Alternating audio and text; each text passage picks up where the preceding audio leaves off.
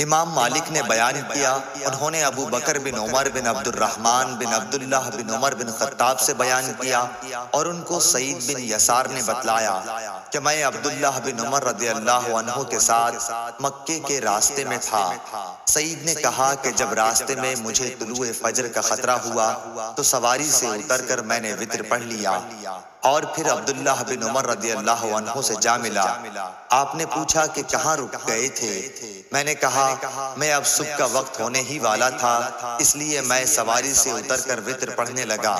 اس پر حضرت عبداللہ بن عمر رضی اللہ عنہ نے فرمایا کہ کیا تمہارے لیے نبی کریم صلی اللہ علیہ وسلم کا عمل اچھا نمونہ نہیں ہے؟ میں نے عرض کیا کیوں نہیں، بے شک ہے۔ آپ رضی اللہ عنہ نے بتلایا کہ نبی کریم صلی اللہ علیہ وسلم تو اونٹ ہی پر وتر پڑھ لیا کرتے تھے۔